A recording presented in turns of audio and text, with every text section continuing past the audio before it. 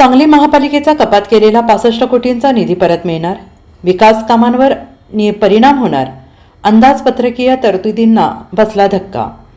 सांगली मिरज कुपवाड महापालिकेच्या 15व्या वित्त आयोगाच्या निधीसह LBT अनुदानाला राज्य शासनाने कात्री लावल्याने महापालिकेला यंदा 65 कोटींचा फटका बसलेला आहे आणि हा निधी शासनाकडून परत मिळणार की नाही, निधीची कपात अशीच चालू राहणार का, असे अनेक प्रश्न आता उपस्थित होत आहेत। महापालिकेच्या अंदाजपत्रकीय तरतुदींना सुद्धा यामुळे धक्का बसणार आहे।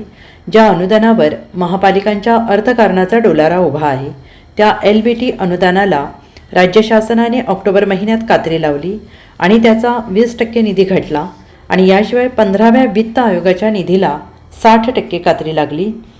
15व्या वित्तचे सुमारे 80 कोटी रुपये महापालिकेला मिळत होते आणि त्यातील 30 कोटी रुपयांना मुकावं लागलं।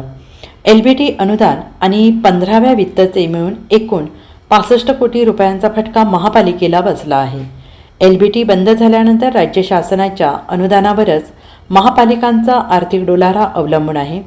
पूर्वी जकात आणि त्यानंतर LBT हा महापालिकेच्या उत्पन्नाचा मुख्य स्रोत होता।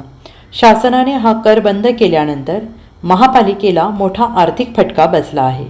महापालिकांची ही वित्तीय तूट भरून काढण्यासाठी एकूण अंदाजित नुकसानीच्या 70% आसपास अनुदान मंजूर करण्यात आलं आहे। त्यामुळे महापालिकांना काही प्रमाणात दिलासा मिळाला आहे। आस्थापना आणि विकास कामांवरील खर्चाचा ताळमेळ घालताना महापालिकांना कसरत करावी लागत आहे। अशा स्थितीत आता अनुदान कपातीमुळे महापालिकांची आर्थिक घडी विस्कळीत होणार आहे। Bureau report SBN Marathi, Sangli.